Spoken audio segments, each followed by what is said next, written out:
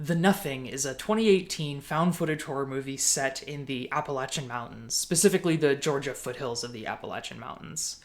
The movie follows Clayton Thompson, a disillusioned, unemployed college graduate convinced that the only way to escape the bleak corporate fate he sees in his future is to isolate himself in the mountains for several days and write. See, despite not having written anything since his school days, at least as far as we know, and despite seeming to know next to nothing about the craft of fiction or poetry or playwriting, Clayton believes that there is a piece of literary genius locked up inside of him just waiting to break free, and that deprivation from phones, from food, maybe even from sleep, is somehow going to unlock that literary genius for him. The Nothing is your quintessential yellow mythos narrative. It features an unreliable, abrasive narrator, a book of secret knowledge to whose contents the audience is never made privy, and it invites the viewer themselves to engage in some paranoid thinking of their own. Crucially, it's also kind of messy in ways that I find absolutely delectable, which is, of course, exactly why we're talking about it today. Today I'm going to be joined by my good friend Red, who you might remember from our episodes on The Walking Dead and Rin, Tongue, and Dorner. We recorded this episode kind of podcast style, which means that I won't really be on screen as much as I usually am after the introduction here.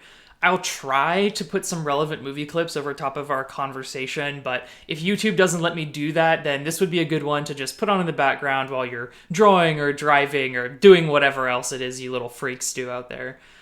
I should also mention that at time of recording, the entirety of the movie is free here on YouTube and a number of other legal websites as well. So if you like what we talk about, I highly recommend going and checking it out. Just not in the middle of the afternoon as we did. That really undercuts a lot of the effect of the movie. Oh, and if you don't know what the yellow mythos is, don't worry. It'll all be explained in just a minute because Red also didn't know anything about the yellow mythos going into our conversation, so we built in kind of like an explanation tutorial phase. Anyway, thanks for being here at Club today, and without further ado, I hereby declare the SBU English Club in session. Hello everybody and welcome to another meeting of the St. Balasar University English Club. My name is Jay, and today I am joined by my friend Red, who you might remember from our Walking Dead and Rin, Tongue, and Dorner episodes. Today we are going to be talking about the yellow mythos, the broader mythology surrounding the King in Yellow short stories originally written by Robert Chambers.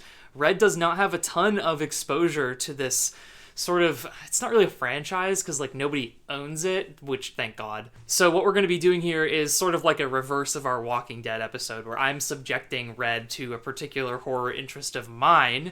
But in case you haven't heard an episode before that Red was on, I will let them introduce themselves now. Thank you, Jay. I don't know if you've heard, but Disney just bought The King in Yellow, actually. Oh, so shit. Yeah, they're gonna do a 16-part film series. So good news. I think Disney is The King in Yellow, maybe, or Bob Iger is. No, but I'm Red. Thanks for having me back in club meeting. I did Appalachian studies in undergraduate and for my master's, and I'm just a huge horror nerd and fan. So yeah, I'm excited about this. Thank you so much for being here. And some of you might be wondering, wait, Appalachian stuff, what does that have to do with The King in Yellow? Which, if you've been watching the rest of this series, thank you, but also you don't have to. These videos are all designed to be standalone. But if you have been watching those and you're wondering what The King in Yellow has to do with Appalachia, the answer is, in today's episode, we are going to be watching a little movie called The Nothing, which is an Appalachian found footage horror film that, and this might be a bombshell for you, Red, I genuinely don't remember if I actually ever told you this when I forced you to agree to do this with me, but this movie is in no way affiliated with The King in Yellow or the Yellow Mythos. Not intentionally, anyways. This movie just so happens to draw on a lot of the trappings and motifs, or at least a couple of key ones, that are also present in the Yellow Mythos. And I happened to watch this movie during a very King in Yellow heavy time in my life. And so I was like, well, I'm dragging this movie into the Yellow Mythos. I am making it so. The Yellow Mythos has an active wiki, and hopefully somebody is monitoring my videos and will add The Nothing to the Yellow Wiki and say, Jay Alick made me do it. That's the goal for today. you, dear listener, could be the first one on it. So that's true. I think it's like a fandom site, so you could Yeah. probably just make these edits yourself if you really wanted. you could have really made a fool of me by making me watch this movie and then been like, so Red, like, which characters from The King of Yellow are Pop quiz. analogs? And that, yeah, I would totally, like, have fallen into that. No, I very emphatically did not want to do that because that would be kind of mean. But what I did want to do was ask you to read at least one of the stories in The King in Yellow before watching the movie, so that as you were reading the story, you would be wondering what might show up in the movie. And now we can talk about what you thought of the first story of The King in Yellow, The Repair of Reputations. And I don't know, just have a little chat that gets us ready for the film. Okay, so like I said a second ago, Red does not have a ton of exposure to the Yellow mythos, by which I mean you had heard of the King in Yellow. I literally had not. You had not heard of the King, but you've heard of Cthulhu. Yes. Okay. Yeah, I know him well. Yeah, okay, personally. Close personal friend of the channel, Cthulhu. So there's actually some conflict in the community, as it were. And I'm coming at this as an outsider because I have not really, like, interacted in these spaces online necessarily, but, like, I've read a bunch of Lovecraft's work, and now I've read Chambers' work. And it seems that within this particular space, there is a debate about who to center the work around.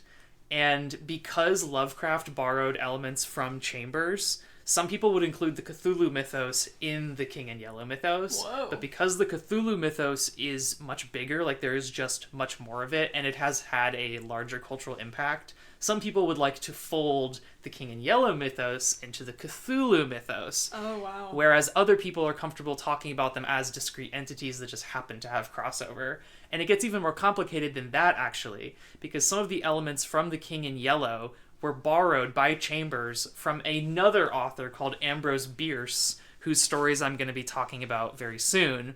So other people are like, oh, we should call this the Hastur mythos, which is the most important name that Chambers borrowed from Bierce. And in that framework, the Cthulhu mythos and the King in Yellow mythos would be folded into each other, and then folded into Bierce's Hastur mythos, or mythology of Hastur. There's like a whole mind-expanding world out there, which is kind of funny because it's like a meta-commentary on the contents of the thing itself. All that to say, I asked Red to read the first story of The King in Yellow, which is called The Repair of Reputations, if you haven't seen my video on it. Red, would you mind maybe hitting like the most important plot points only? We don't need like a full summary or anything, but like what the story is about and your first impressions on it. Yeah, totally. Wow, interesting to hear all that background too. Listener, if you didn't know any of those things, you should know that I too did not know them. And so this is like very interesting context. And, you know, the girls are always fighting about the canon. So, Yes. All right, so The Repairer of Reputations. An unusual title, I would say, having read the story now. But, so the story is about our beloved Hildred Castaigne, I'm assuming. Yeah. If that's wrong, we're wrong together. Yeah. Because my video about it's already out, and that's what I said. The whole time I said it with the whole chest. We're buckled in. We're like, it's too deep. Okay, so he is our protagonist. He has recovered, purportedly, according to him, from a head injury where he fell off of a horse. Is that what That's what it sounds like.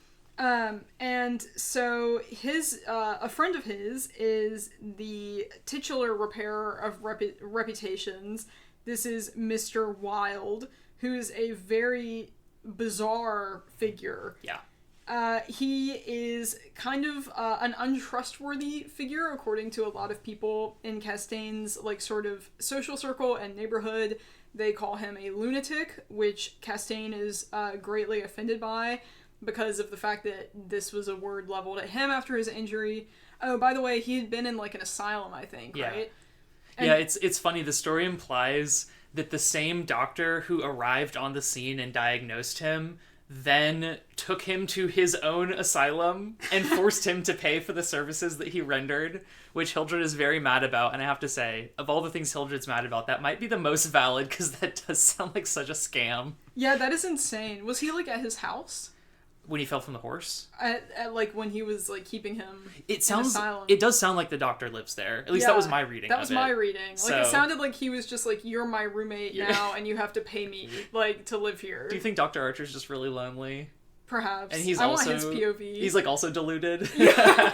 Everyone in this story is not very trustworthy, it seems like. Except, I mean, any character that we actually get any insight on is not very trustworthy. With Castaigne definitely being the main one, it's hinted, I would say, pretty heavy-handedly throughout the story that Castaigne does not have the recovered mental fortitude that he thinks that he has. And characters, kind of implying this include his cousin, Louis, I believe. Louis Castaigne. And then Hallberg, who is an armorer who lives, I think, under Castaigne's apartment or something like that. He lives under Mr. Wilde's apartment, which is near Hildred's apartment. And then there's a woman character named Constance who basically doesn't matter. She is, like, just classic Victoria. Like, she's, like, there to, like, blush at, like, her lover or whatever. She folds her hands over her skirts and giggles, basically. That's the extent of her character. Rich, riveting characterization here. Something of a pattern, unfortunately, in the work of Robert W. Chambers. Oh boy. Compared to our completely unproblematic king, H.P. Lovecraft. Oh, of course. Oh, yeah. So, as Hildred says, quote, "The fall from my horse had fortunately left no evil results." Yeah. So, according to his personification of himself, he has, great mental fortitude. He's totally chilling now. He's great. And he's hanging out with Dr. Wilde, Mr. Wilde, who he also thinks is, kind of a genius. Yeah. And so Mr. Wilde it's hinted at, I mean, I read it that he had some sort of disability or something like that. Maybe like a... sort of cranial defect. Like, it sounds like he has, like, an atypical sort of head shape or something. Yeah.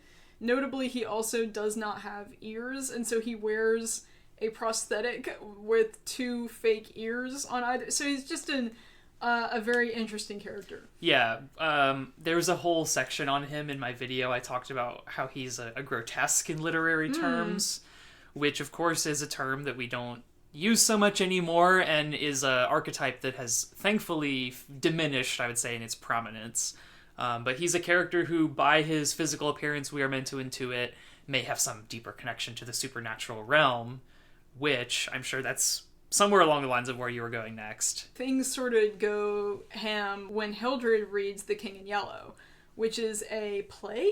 Yeah. Or like a it's 2-act play. A 2-act play that has been widely banned all over the world for inducing insanity, it seems, upon people because of it being like a perfect genius work that is too incredible to fathom with the human mind, and it essentially just breaks your consciousness or something like that. Unclear, but something like that. Unclear, yeah. But Hildred got his hands on it, and he loves it. He's like all about it. And did Mr. Wilde give it to him? I don't believe Mr. Wilde gave it to him, no, but Mr. Wilde has also read it.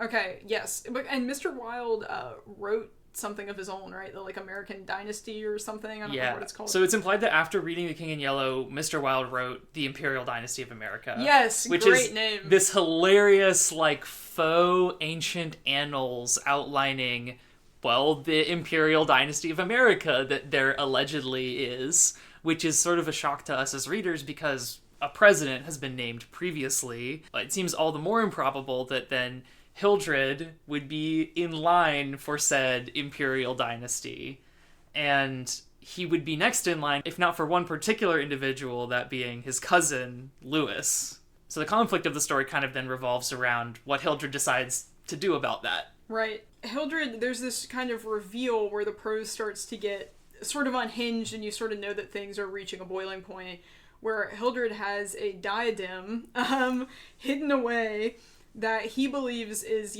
rich with jewels and things like that. And he starts talking about it being his destiny to serve the King in Yellow. Mm-hmm. The only, roadblock in his way being his cousin, and sort of like the other characters attached to him, but more so, I think, for the purpose of our summary, is his cousin, Louis. And so then there's like a sort of like an assassin figure, and Hildred's like out for blood, and things get like very suddenly insane. Right. And basically Hildred ends up like attempting to kill his cousin, but then basically what happens is like Hildred and Louis fight, and then Hildred thinks that he has become king, and then he's arrested and dragged away. And then there's like a hilarious editor's note right at the end of the story. Oh, it's great. Editor's note: Mr. Castaigne died yesterday in the asylum for criminal insane. Did you have thoughts about like how this totally breaks the perspective of the story? Yes. My thought was something like, it totally breaks the perspective of the story. I also, unless the version that I have has a typo, it says he died in the asylum for criminal insane, which is rather funny too. But yeah, it feels very like, because this was like late Victorian, right? Or was it even like late 1800s, early 1895? Yes. Okay. So right towards the end of the Victorian era, and that feels very Victorian to me, especially in these like periodicals.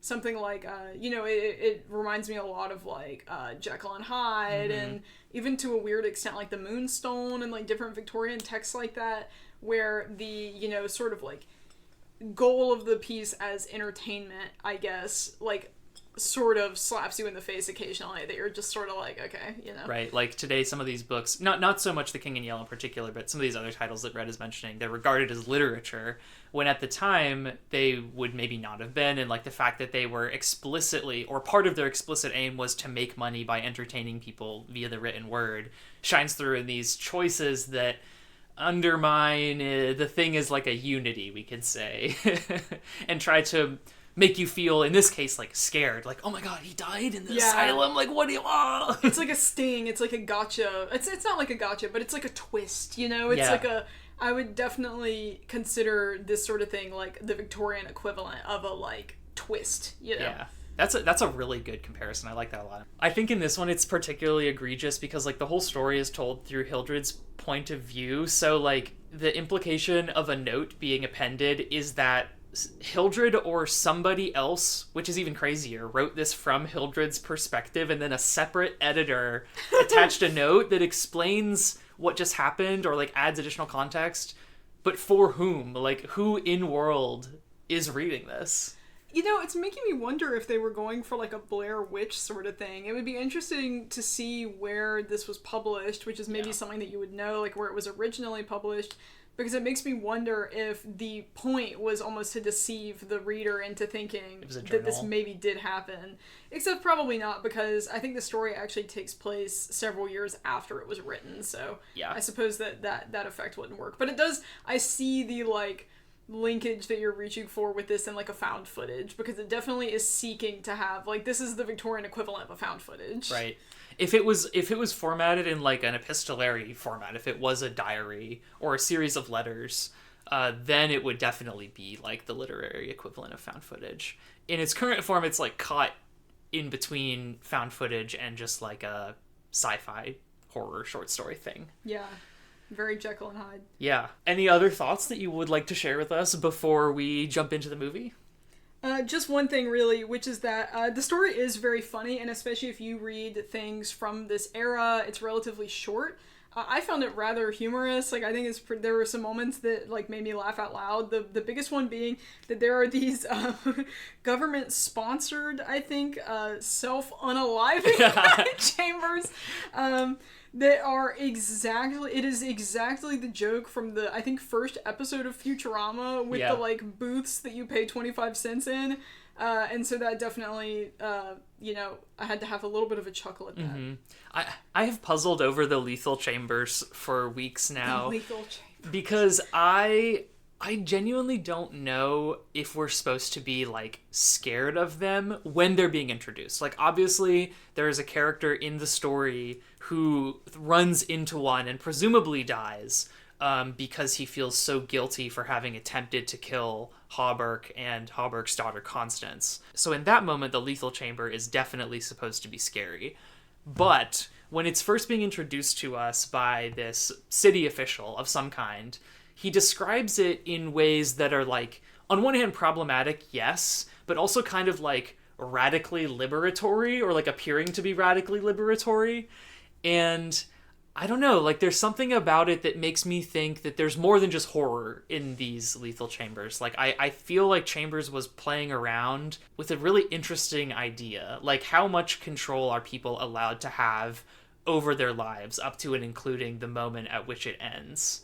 And I wish that they featured just a little bit more for that reason, because the fact that they do get used as sort of a plot device at the end it feels like a big missed opportunity. It really does. I mean, and I think that adds to the comedic effect, because it's this just like random buck wild thing that's like sort of happening in the background, but that the story never takes particular interest in. Yeah. But I think it's also the thing that you're tapping into is something that we didn't mention in the summary, which is that the version of the US that Hildred is living in is also explicitly eugenicist, in that they have like they've like cast out all like Jewish people, and I think maybe indigenous people, or there's like a very successful like forced assimilation program. There are like no longer immigrants allowed, and so like which is also something that just sort of happens in the background.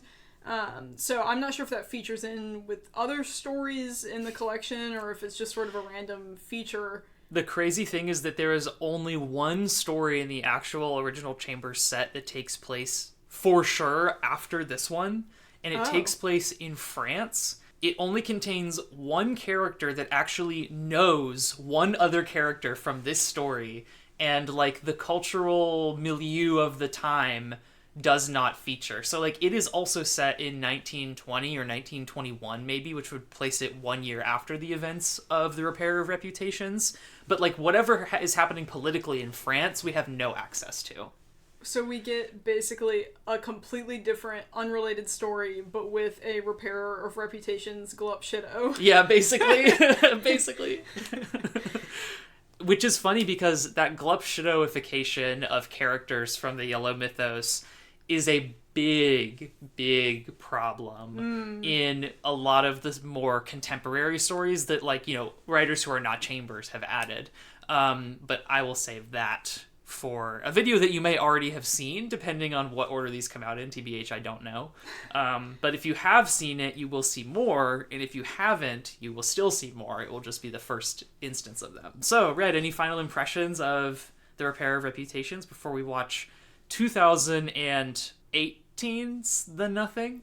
I don't remember what year it came out. Oh, mysterious movie shrouded in uncertainty. I heard that anybody who watches the second half of the movie goes insane. That's good. So, hopefully it'll make a good video. Yeah. All right. So we have just watched The Nothing. I saw it for the second time, and Red saw it for the first time. We watched it during the middle of the afternoon in a cozily lit room. So the effect of the scary parts was somewhat diminished by the lighting, I would say. But it's funny watching a movie like that for the second time, because I think that the horror of like a found footage movie is extremely suspense driven, like maybe even more than you realize the first time around. Because the second time, I think, even if we had been watching it in like a perfectly dark room with like actual chains and shackles dangling from the ceiling and like a conspicuous number of meat hooks or something like that, knowing when there is and is not going to be a jump scare, I think makes a really big difference. I think it still would have been less scary. And like there were moments where we were both laughing even, which I think was partly the lighting, but also partly that it is kind of a funny movie, but I'm getting a little bit ahead of myself. So for those of you that haven't had the privilege of seeing this movie, it is on YouTube at time of recording. So if you have an afternoon, I recommend going and watching it, but we'll summarize it now for you. Well, you should watch it at night, though. You should watch it at night. Yeah. If you have a night. But if you have to watch it in the afternoon, turn off the lights or something and hang up some meat hooks and you should be okay. Okay, so this movie is set in suburban Georgia, at least at the beginning. And the protagonist of this movie is this guy named Clayton. Clayton has recently graduated from college, it sounds like. At the beginning of the movie, he is unemployed, and it seems like that's causing some tension between him and his girlfriend, Michaela. So Clayton thinks that if he goes out into the woods and survives completely on his own for some number of days, that it will give him the inspiration that he needs to write a story. And although he doesn't say this explicitly, the implication is that writing that story will kick off some creative career that will be way, way more fulfilling than the job that he watched his dad do when he was growing up. We also don't know what that job is, but we know that his dad having to work this unfulfilling corporate job is a big source of angst for Clayton because it was a big source of angst for his dad. And now that Clayton is an adult, he recognizes that that was taking place.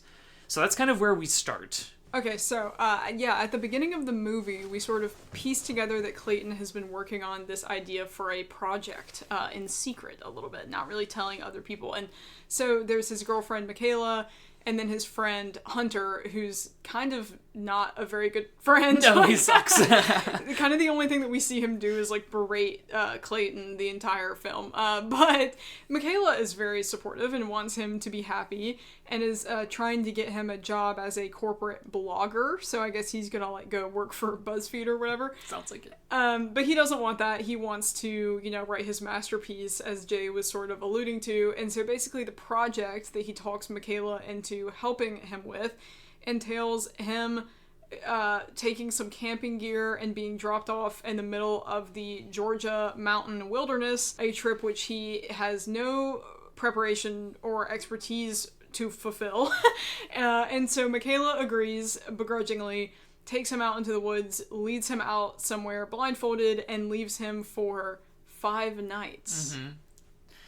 It gets a little quirky after dark out there in Georgia. Yeah, the woodland creatures get a little quirky at night, apparently. The thing about this project that I was thinking of the whole first time I watched it, and since, and now the second time watching it, is it is so conspicuous to me that Clayton has no idea what he wants to write about. He's just obsessed with the idea of writing, which I think is something that you often see with people who are embarking on like a creative project for the first time. I think that you often see people gravitate towards writing probably because it has the lowest barrier to entry of most artistic pursuits, and because it's something that most people are trained to do in school, or at least historically have been. I don't know if that's still true in 2025. Rip. But in any case, he wants to write, but he doesn't seem to have any concept of like what he wants to write. He just wants to do it. Yeah, he seems to think about writing as sort of like an alchemical pursuit where he can take experiences and just like transmute them into genius stories. We don't even really know what he's writing. Like, he talks about having a character, which implies fiction. But as far as we know, he could be writing a screenplay or a short story or a novel. Or God forbid, a poem. Oh, God forbid, a poem. He's really dead set on this idea that if he is alone, and for alone long enough, which apparently is 5 nights, that the loneliness will inspire him into the creation of this like incredible story.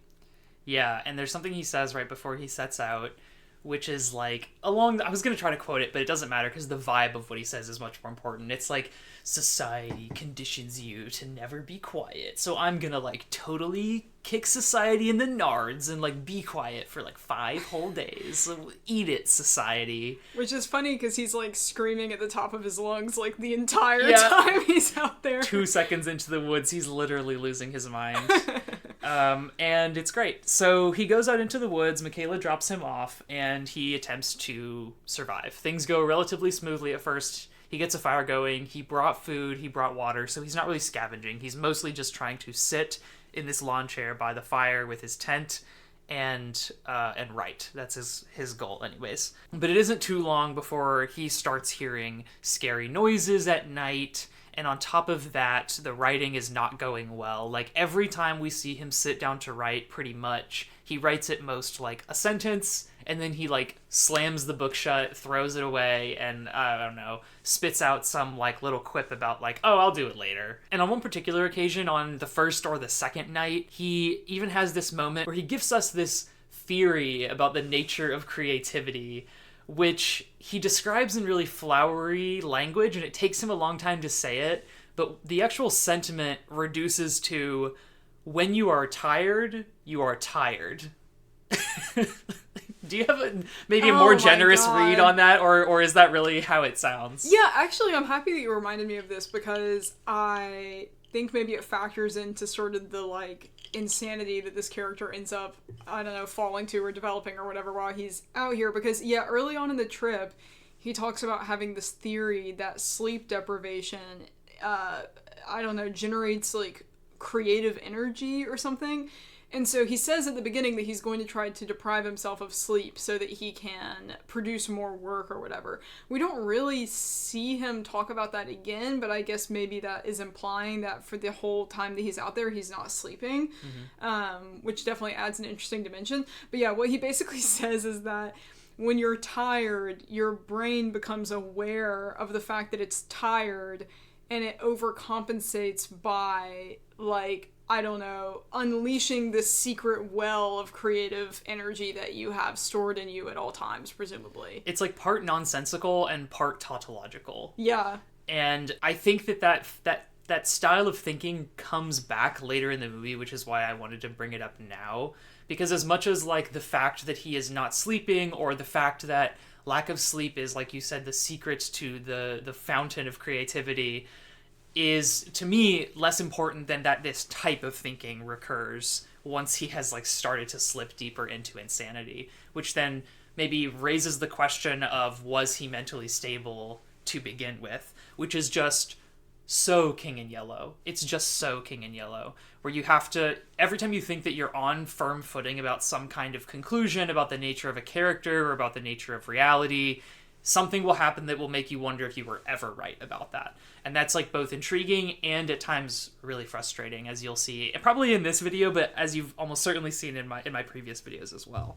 So anyway, he survives a few nights, the sounds start to escalate, and then I think the next notable thing that happens is probably him finding the cabin, right? Yeah, a little closer towards the end of the movie, I guess, he decides to abandon the campsite in the middle of the night and go running to look for a road or a person or something. Like, he wants to leave. And instead, what he stumbles upon is a sort of decrepit cabin that has a little bit of a spooky atmosphere. It's sordid, you could say. It's sordid even. And so he enters, and there's, like, a ring of chairs in the middle of the cabin. And a bucket in the center, which I guess doesn't necessarily, I don't know if we ever learn what the function of that is. I don't think so. And then a book, one of those, what we would call, like, a Renaissance fair leather-bound, journal. And it's empty. And he is really, really horrified by the sight of these things. And I feel like there's a little bit of murkiness as far as the intent with the film, whether we are supposed to be reading in some significance to this scene, where we think, like, his doom is right around the corner or something, but he definitely feels that way. Like, he says, I'm gonna die in this cabin. He gets, like, really, really upset. He's very scared. Then he starts, like, reading a passage out of the notebook, even though it doesn't have anything in it. So yeah. I guess, there's something supernatural maybe going on, a la King in Yellow. It's kind of a cool shot. So he sits the camera down on the chair across from him, and then he sits down and starts reading out of the book, but he's, across the circle, so we can't see what's in the book. We can't even see his face very well. But we just saw the book was empty, and now all of a sudden he's reading out of it.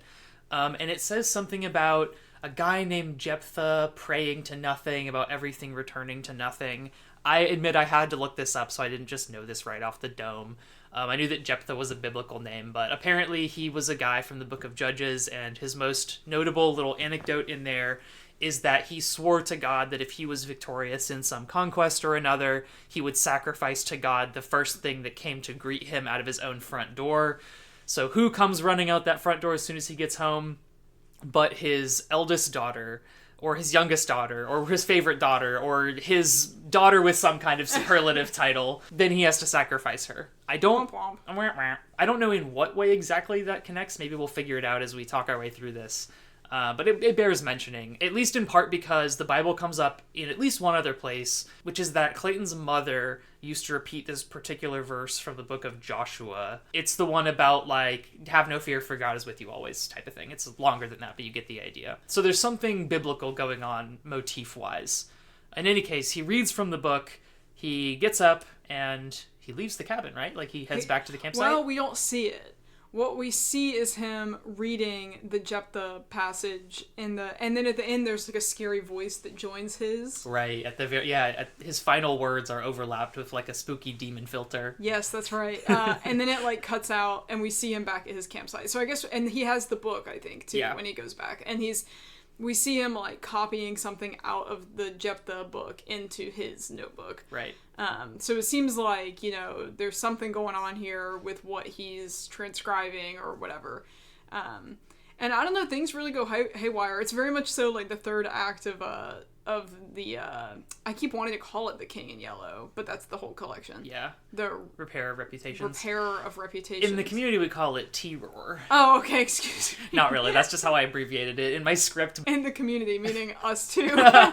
So it's very much so reminiscent of the third act of T-Roar, where Hildred just kind of loses it, and you see that things are only going to go downhill from there. So we kind of have that same moment towards the end of The Nothing, where our dude Clayton is just losing his mind, man. He's running around the woods, he's yelling at shit, he's like acting crazy. He's like apologizing to people who aren't present. He's anthropomorphizing his camera and like getting into fights with it. Yeah. He's talking about dying a lot. He's like sprawling out on the ground at his campsite, talking about how he's gonna die in his sleep and stuff.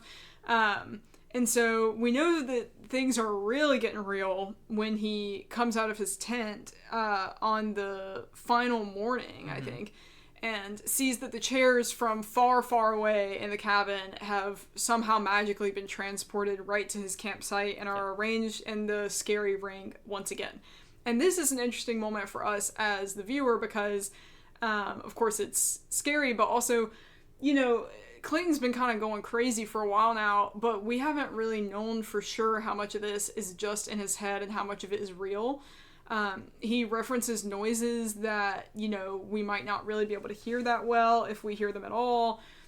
He talks about figures, sort of people walking around the campsite, but we don't really see any of them. And this is one time when he talks about hearing sounds that we can't hear. So at other points in the movie, when he hears a sound, we also hear a spooky, cosmic, whooping sound or something. But he starts talking about hearing people pacing in circles around his campsite, and we don't hear that. Yeah, we don't hear it. And so when we see the chairs there, it is, an acknowledgement that there is something actually supernatural occurring here. It's not just all in his head. Yeah. So the chairs appear, and then he appears to sit in one of the chairs for a long period of time, and then there is the final morning, where it seems like what happens is he is on his knees bowing down in front of the remains of his campfire. I think the bucket is also sort of screwed into the ashes a little bit. So he's kind of near the middle of the circle bowing down to that. And there's this cool time-lapse shot where the actor must have actually been down there for a long, long time because the sun comes up and lights the scene. At first you can't even fully see that Clayton is there. And then you can, and then it cuts to black. And then some text comes over the screen that says, editor's note, Clayton died last night in asylum. Not really, but kind of. Some text comes up that's it basically says, this is Michaela and Hunter. Clayton was not found. We went looking for him, and we found the cabin with the chairs, but he was not there. And then there's a little clip of Michaela and Hunter saying, he would want us to finish this, basically. And that's the whole movie. Yeah, so the movie itself becomes the project that he thought he was going into the woods to write. Instead of his project being whatever play or poem or short story or novel or whatever that he was going to write, he in fact produced a found footage horror film of his own demise. Which is so unfortunate because found footage horror films are maybe the least marketable type of media, period, right after poetry. So I feel for him in the brutal irony of this, that he wants to be known, he wants to express himself through art, and it just so happens that he finds himself drawn towards art that everyone do not gaff about. So I feel you there, Clayton. Yeah, I mean, the whole struggling writer thing always hits home. As tired of a trope as it is. All right, so as we usually do here at SBU, we are going to start things off with the positives. I think after that, we'll just let the conversation sprawl organically wherever it wants to go, but we'll at least start with what was working in this story. And Red, I would be so grateful if you did us the honors. What was something that you thought was working well? Well, I mean, I do have to say that I have so much appreciation for any indie film that actually gets completed and released. Mm-hmm. Like, it is a huge amount of time and energy and labor. And so shout out to everybody who worked on this movie. I'm glad that they made it. And there were many really cool things about it. Like, especially like you alluded to with the time lapse, there are some really, really neat shots visually in this movie. Especially for the fact that, you know, the budget is a little lower with this kind of work, and so the cameras are not as great as, you know, you get in like a, you know, full feature film release, like movie theater kind of movie. Mm-hmm. And I feel like in some ways they use that to their advantage a lot. Like, most of the movie is captured in, you know, like near complete darkness, lit only by a headlamp or something like that. And so in the you know, really dark parts of the screen, you get these kind of interesting artifacts, like these little, you know, pockets of gray that kind of emerge from the black and then fizzle out. And then, you know, it's a very creepy effect. Like, when you're watching it, especially if you're watching it in total darkness, I think, which ideally we would have been doing. Yeah. Instead of on a cheery sunlit afternoon. You know, the tension is kind of high. You're always waiting for something to emerge from behind the character, to catch a glimpse of someone or something or whatever. And these artifacts really play into that, like, sense of suspense and discomfort and stuff. And I also really liked this choice that was obviously intentional, where one of the, like, GoPro or whatever, like one of the cameras that records most of the material, has this flashing red light on it. And so there were several times throughout the movie where you could see the light reflecting on something while it was flashing. Mm-hmm. And it just sort of, like, it has like an unsettling effect, and it constantly draws attention to the fact that it's a found footage movie, and that this is like a guy, you know, filming himself. Which is very cool. I think it adds to the realism. It's like an interesting motif. And again, especially because it's like verbally referenced a few times in the movie, it was obviously an intentional choice. And I think it worked really well. I liked that touch a lot. Yeah, it's true. He did reference the fact that the camera is like watching him, and he mentions the red light. I didn't catch the connection between that and the fact that we actually get to see it, but that is true. I want to add some of my favorite shots to the little treasure pile that we're making here.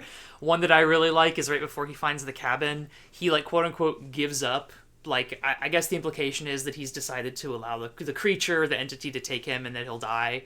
So he puts the camera down, and he walks away, and it's pitch black, and so all you can see is at first his flashlight and a little bit of him, and, like, whatever trees the light happens to catch, and then the light gets further and further away until it becomes just a glimmer. And this takes a long time, and then the light starts to come back. And then he starts running back towards the camera, and he picks it back up, and he's, like, screaming about how he found the cabin. Something else that's really cool about this moment is that I guess his microphone is attached to the camera by a Bluetooth connection. And so, like, the sound of him breathing gets further away, and then it starts to get staticky, and then it disappears. So the shot is, like, silent for a little bit, which is very in line with Clayton, the character's obsession with silence. Like, the movie makes us sit in that silence. In that moment, it's not the only time it does it, but that's one time that it does it. One other stylistic or shot-related thing that I liked was that he has two cameras with him, which allows him to set them both up and achieve this kind of, like, sitcom-y, like, multi-camera effect while he's at the fireside. It's like he's giving himself an author interview a little bit. Yeah. Like, he's sitting on the lawn chair by the fire, and we get these two different angles of him intercut with each other as he's talking about, you know, the quote-unquote writing process, although he is not doing much writing, and he definitely does not know much about the writing process. But it's kind of funny. Like, it gives it, like, a Saturday night talk show vibe or something. And I think it's just nice to have multiple cameras in a found footage movie and to be able to achieve multiple shots that way and have like a diegetic reason to be able to do it. Because sometimes these movies can become a little bit, I don't really know what the right word would be, but I'm going to say stiff, or like locked on to one thing for too long at a time. Yeah, that's great. I mean, there definitely was no point in this movie that I would say it was boring. And the main character is a pretty interesting character as well. I mean, he is, like Jay was saying, like, he doesn't really know a ton about writing, it seems like. It doesn't seem like he's really written much of anything yet in his life. He's sort of an aspirational artist. Mm-hmm. He started a short story at one point about a guy who's going crazy. Oh, that's true, right? And there's like a shadowy figure, and that's literally following it. him, yeah, or something like that, yeah. Oh my gosh, that's so true. And he doesn't know anything about camping either, and so it's really funny. Like these are the moments that we were laughing in the movie. You know, is that he gets in like this big fight with Michaela, who doesn't want him to do this because she's afraid of him getting hurt or whatever. And he is basically treating her like an idiot, and going on and on about how stupid it is that she is fearful about this. And then he gets into the woods, and it is immediately clear that he was totally overestimating himself. He's so arrogant. He's extremely arrogant. The amount of food that he brought is completely insufficient. He doesn't know how to store anything properly. He doesn't know how to start or keep a fire safely. He goes running into the woods with nothing in the middle of the night for basically no reason. He gets incredibly scared with just very tiny normal sounds happening around him in the night. And so it is a little bit of a gratifying moment for the audience, I guess, to see him get humbled so swiftly. There is a little bit of catharsis there for sure, and I think that sort of mimics a little bit of what happens in The Repairer of Reputations, when at the end we get like a kind of confirmation that Hildred is actually unstable. Yes. Because, I don't know, it sounds like when you were reading T-Roar, right, you were thinking from the start, Hildred is definitely insane. But when I was reading it, and maybe this is just wanting it to be real because I like spooky stuff, I was wondering, like, okay, what if it is actually real and everyone just thinks he's crazy? I'm sure he'd be happy that you would say that. I kind of wanted to believe him because, I don't know, it creates a more expansive universe. And also I was just aware that, like, the King in Yellow is part of the Cthulhu mythos, or vice versa, depending on who you want to give the crown to, as it were. And so I was like, okay, well, something must be happening, right? But what I learned was that, like, well, both readings are kind of viable. Like, they are, the story makes it possible to have a pretty internally consistent read that works both ways. And so there's a catharsis in that, just as there's a catharsis in watching this guy get his shit kicked in by just, like, random camping inconveniences. By just, like, a squirrel hopping along the forest floor. Yeah, you're right, though. I mean, I think that is, like, a really big connection between these stories, is that they establish unreliable narrators instantly, essentially, and that these are characters who the people around them think that they are mentally unstable for one reason or another. Yeah. Like we said, Clayton's awful friend is constantly accusing him of having depression, which leveling, a mental illness at someone should not be an accusation, and you should not level it. But he's not asking in a compassionate way. He is, like, accusing Clayton of being depressed, essentially, which is, to me, very similar to, I guess, the people in surrounding Hildred who have called him a lunatic or whatever. And so you're already establishing this idea that, like, maybe the narrator is unreliable in some kind of way, or that their perception of the world and their place in it is not fully to be trusted. Both of them also have, like, this very grandiose air that is, like, kind of unearned. It feels a little bit mean to say, but Hildred, he thinks that he is the heir to the imperial throne of America, a thing which may or may not exist. And then Clayton over here thinks that he is God's gift to writing, despite seemingly not having written anything. He's like comparing himself to Hemingway. Yeah, but despite, not having done much of anything creative as far as we know. I mean, evidently, even diegetically, he has a real talent for filmmaking because he's able to set up these cool shots, which, of course, his friends then later edit together into a film, but still he had to set them up in the first place. So there's that. Definitely not quite worth the gravity that he implies his work will have upon its completion. He's writing the next great American novel. He might be. I guess we'll never know, right? Because him and the book and his notebook all disappear. A tragedy. I would have loved to know what was in that notebook, but I guess you never get to read The King in Yellow. That's right. You only hear about it. Yeah, sometimes the first act is excerpted. In a couple of later Chambers stories, there are very short quotations. It's always just not quite enough to be helpful. It's like a little tantalizing. And it's never from the second act, because, as you remember, that's the scary one that makes you evil. Me when I read the book that makes you evil. And I become evil. And I become evil. I never could have seen this coming. So I mentioned that he has this theory about creativity and sleep that Red elucidated much more eloquently than I was able to. And I mentioned also that kind of thinking gets like paralleled later in the film. The moment where that happens is when he says, this is when he is like near the end, so he's probably at his most unstable. He's saying that fear is only in the mind. He's trying to do Dune. He's trying to do Fear is the Mind Killer. Right, he is. Like, as I was just trying to state it, I realized that I was almost quoting Dune, and I was like, that's not what he says, but that is what he means, basically. He's doing Dune. He's Dune maxing. Like, he's basically saying that when you're alone, you're afraid, and that makes you afraid because you're alone and you're afraid, and you realize that the fear is in you, which is scary and isolating because it's subjective experience, basically. Yes, but exactly. He, like I just did, he uses way too many words, and via his intonation implies like a profundity that is not earned at all. Yeah, something that I would have appreciated in this movie, or could have done a little more with, I think, is a bit more of a wink to the audience if we're supposed to think that this guy is just a complete dweeb, or if some of what he says is meant to actually seem profound. Yeah. Because I don't know how you felt, but there were often times where he would be on these diatribes, and he does it too many times in the movie for it just to be a bit. Yeah.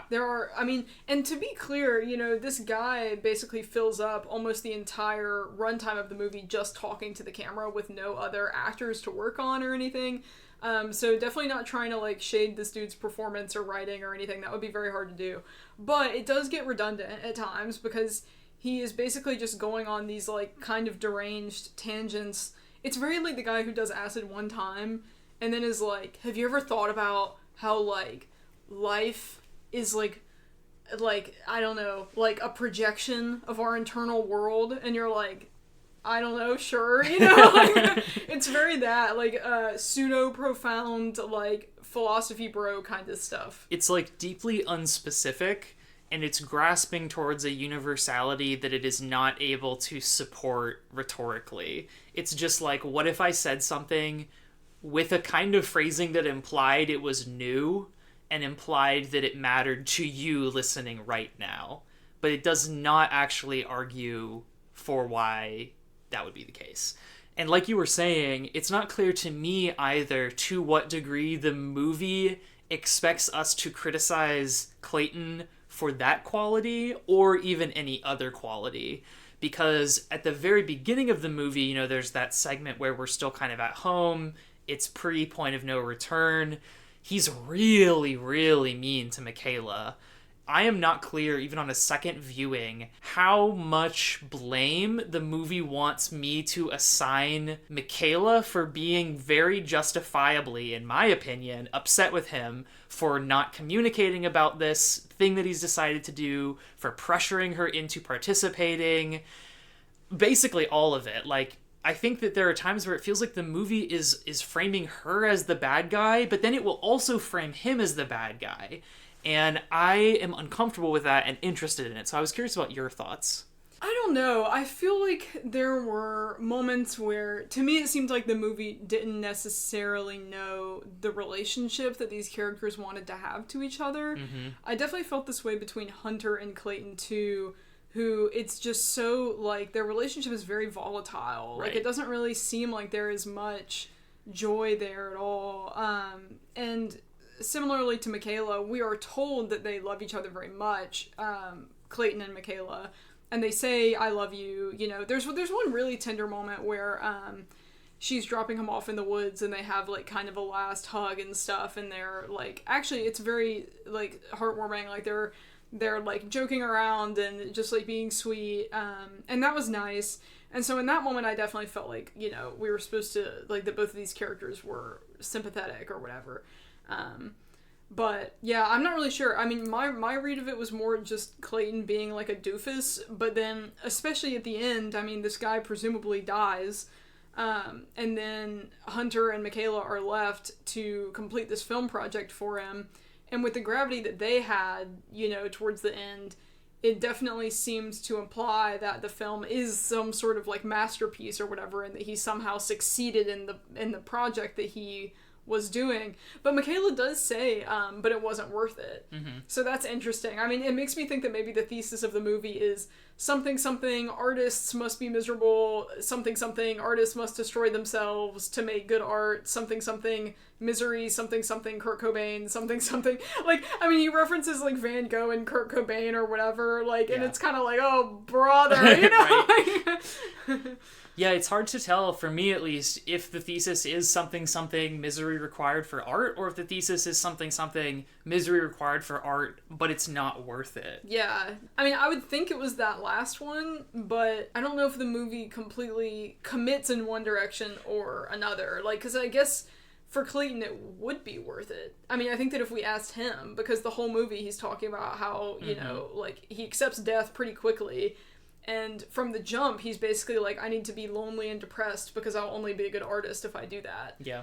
So it seems like he's already entered the movie before even having a dangerous situation thrust upon him, and is like, I'm ready to face the eldritch horror lurking in the wilderness so that I can write my screenplay or whatever. I think it would depend fully on what he considers art. Like, because if for him, it must be writing for it to meet this standard that he set for himself, then I think he would be unsatisfied. But if a great acting performance is art, then he would probably be satisfied with this narrativization of his experience that I guess Hunter and Michaela cut together in the aftermath. It avails itself to multiple readings, which is again very King in Yellow. I think it's also very King in Yellow, and Red, you may not know this because I don't believe you read the second story in the collection, is that right? Okay, well then I'll summarize it for you. This will be good. So the second story in the collection is called The Mask, and it sort of expands a bit on this idea of the pallid mask that's mentioned very briefly in the first story.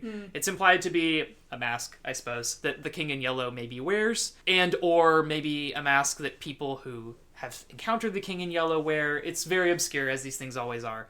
But it features this trio of characters, two of whom are dating, and one of whom, the main character, is in love with the girl of the relationship. The girl is also in love with him. Oh, wow. But she is also in love with the guy that she's currently dating. So it's very angsty, it's very messy, there's fears bubbling underneath the surface of this story about being replaced or being insufficient, and in the end, things transpire such that the guy that she is currently dating ends up taking his own life, and she ends up with the other guy. Oh, wow. Which reminds me of certain elements of The Nothing, because, again, to take us back to the beginning, there is a shot where Clayton and Michaela are on the couch and Hunter is interviewing them, and Clayton calls attention to the fact that they are sitting very far apart from each other. And then, throughout the movie, there will be additional scenes where Michaela and Hunter are on the couch together, and throughout the movie, they are closer and closer together until in the very final scene of the movie, which is the one where they're like, we miss you so much, Clayton, they are literally touching. Like, yeah, they are pressed up against each other on a couch where there is enough space for them not to be. And that feels like, if I didn't know better, I would think that that was like an allusion to The Mask. But again, I don't think that this movie is actually a allusion to the King in Yellow mythos or to the Repair of Reputations or The Mask in specific. But it is so interesting to me that this like nebula of fascinations and anxieties pops up in both texts, as it were. Yeah, I agree. I thought that I had my tinfoil hat on, honestly, but I was also thinking about the couch scene at the very end, because it is very noticeable. I mean, it's very, especially because Clayton does make such a point of how far they're sitting apart on the couch at the very beginning, him and Michaela. There's like, you know, over a foot of space between them. She's like huddled all the way on the other end. And then there's also this interesting moment towards the end with Hunter and Michaela on the couch, where, like you said, their arms, like, from shoulder to elbow, at least, are right up against each other. And Michaela, like, or one of them goes to say something, like, confess something or whatever, and then I don't think they do. Yeah. So, I mean, there was definitely, I think it could be read for sure that the two of them, like, maybe were always together behind Clayton's back, or that after he disappeared, they ended up dating or whatever. Mm-hmm. And I was waiting for something even more, like, obvious about that. But I don't know, maybe I'm reading too much into it too. That's both the greatest strength and weakness of movies and books that are in this sort of genre, or this sub-vibe of this genre, I suppose, which is that they kind of bleed into the real world, and they make you wonder if you're being paranoid. Like, they prime you to look for patterns by introducing and focusing on characters who are seeing patterns that maybe are not there, and then they invite you to start doing the same thing about the movie itself. And so it becomes this sort of participatory thing that I really, really enjoy. I think it's sort of also, in a way, why I enjoy poetry. I mean, the participatory part, not the paranoia part, although maybe that too. I think that is so cool, because we get to sit here and be like, ooh, wait a second. Is there something going on? How long has it been going on? Did it start as soon as he left? Is it something that they were waiting to do until he was gone? Is it something where maybe Hunter is there comforting her, like, because he thinks now that he has a shot? And then suddenly it's like we are in the shoes of Clayton, because these are things that he would likely be wondering as well, were he to see the film.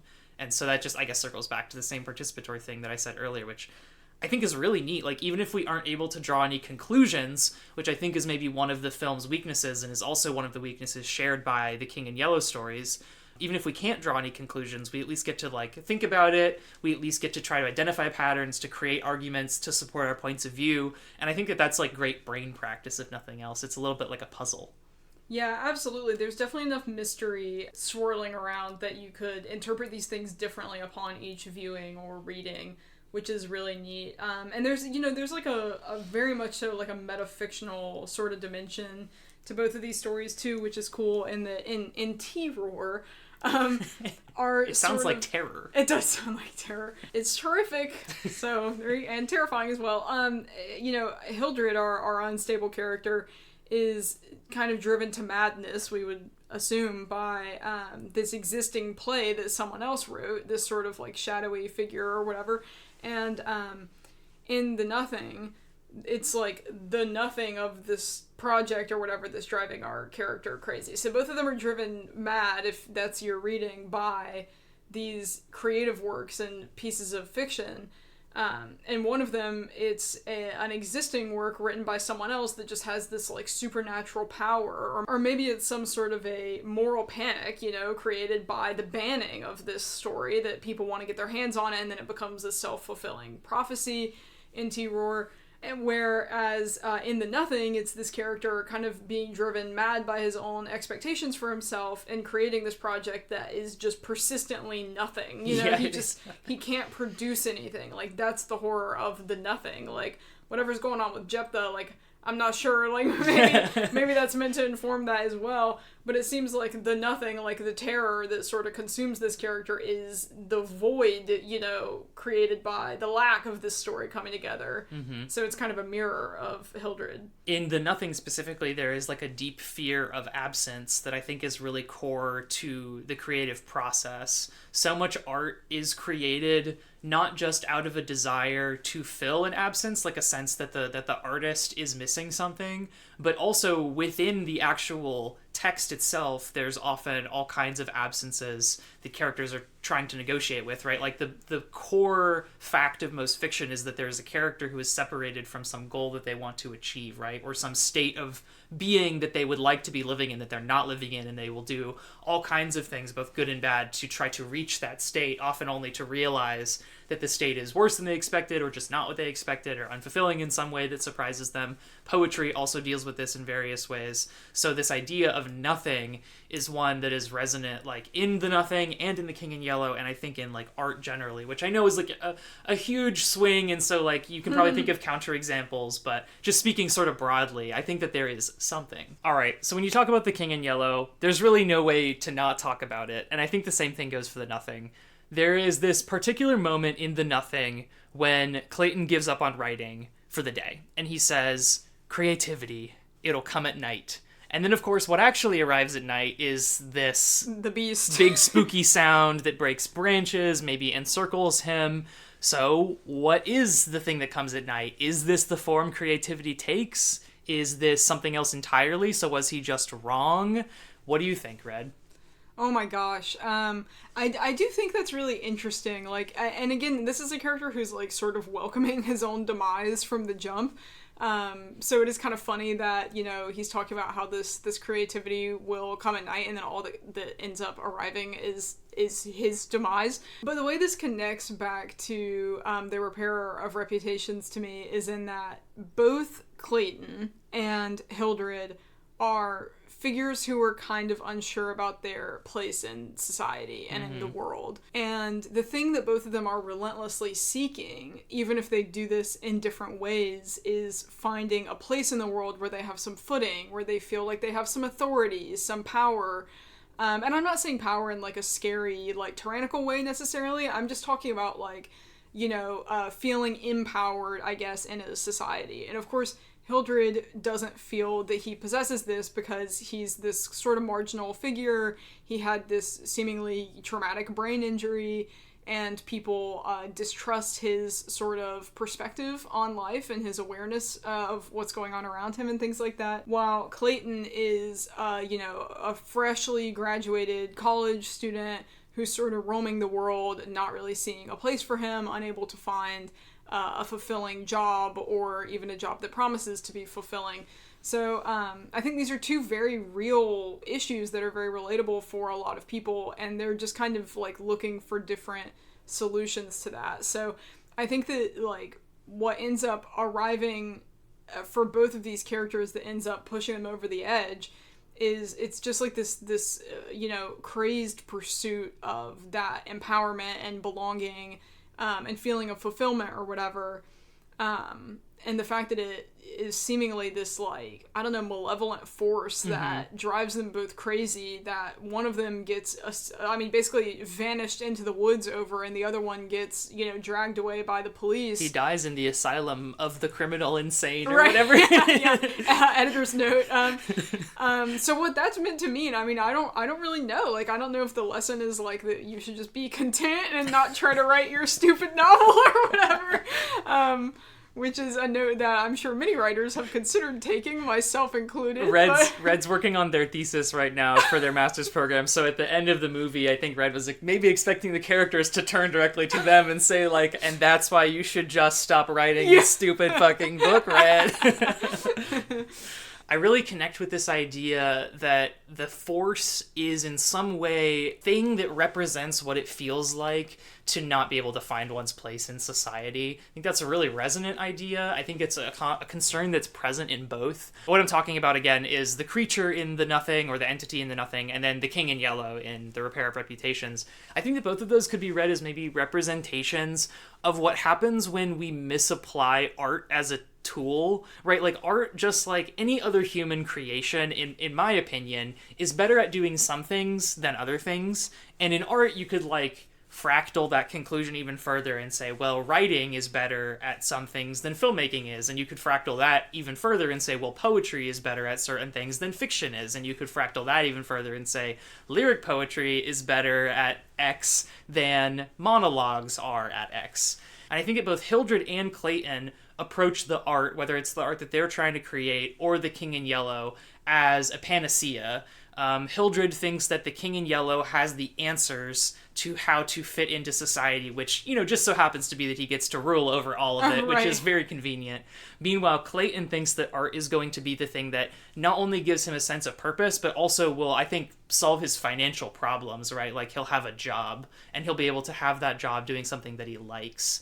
And that isn't often like a good way to look at art, right? Like art is not something that will solve all of your problems. Art might even make your problems worse, as we see in both cases, depending on how it's applied, right? Like you need other things to be a happy and healthy person. One of those things being community, as you were saying, which is something that both characters are missing, and they look for in art, which I think is probably misguided. It's very interesting watching a film like this that you could absolutely make a case that it was directly inspired by The King in Yellow corpus, especially because The King in Yellow touches so many other cultural touchstones, including Cthulhu, which is so influential with any kind of eldritch horror, which is very common, like out in the woods, like the ritual sort of horror. Right. Like this movie is, drawing on those sorts of ideas. But the movie doesn't even have to have been directly inspired by The King in Yellow or by Cthulhu or by whatever, because it touches on these, like cultural values that have been showing up in fiction for so long. I mean, for, over 100 years. And that's definitely very, it's very charming and very interesting how the same idea can be arrived at separately in different points of time by different creators, and that they can, convey that feeling in such different mediums and to different ends. And so, yeah, it was definitely an interesting exercise, sort of like connecting these two projects that may or may not have already been connected. Right. Oh my god. And the connections are like so crazy. Like obviously these are both sort of eldritch or cosmic horror concepts where whatever the thing is, it's bigger than human comprehension. That's kind of the point. So on some level trying to describe it flies in the face of the aim of the project, but like you also can't not describe it when you talk about it, which creates its own kind of tension that's interesting.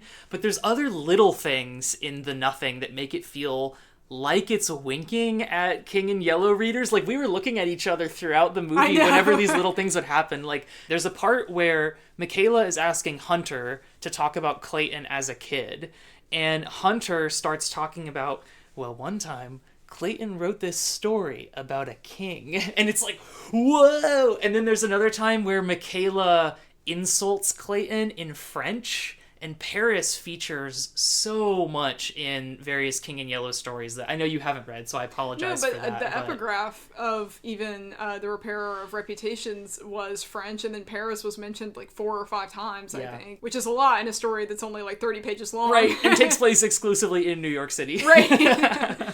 So it's weird. It's like, not only were these similar conclusions arrived at in different time periods, in different geographical locations, and across different mediums, they are arrived at drawing on similar, like, specific motifs and references. It's so uncanny. And, like, Clayton, if you're out there, I think your real first name is Clayton. I should probably look that up. But That's funny. If you're hearing this, like, please tell us if you're gaslighting us or if this is really like a King in Yellow thing. Clayton, you have the opportunity to make 2 internet nerds like so happy right now. Right, because like it would be so clever if like it turned out that the France thing in particular was like intentional. Like I know that, like a scary book is not necessarily like the most original horror idea in the world or whatever, so it's like not inconceivable that like 2 movies that are also eldritch horror would involve a scary book.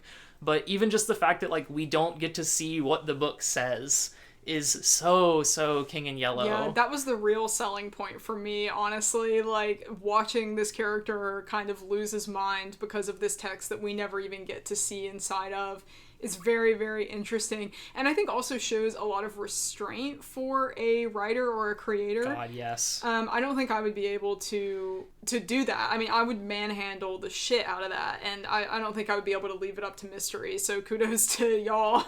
That does require so much restraint. I just watched a movie, actually last night as we're recording this. It was called Survive the Hollow Shoals. It's another found footage horror movie set in Georgia about a guy who goes out into the woods to do a self-imposed survival challenge.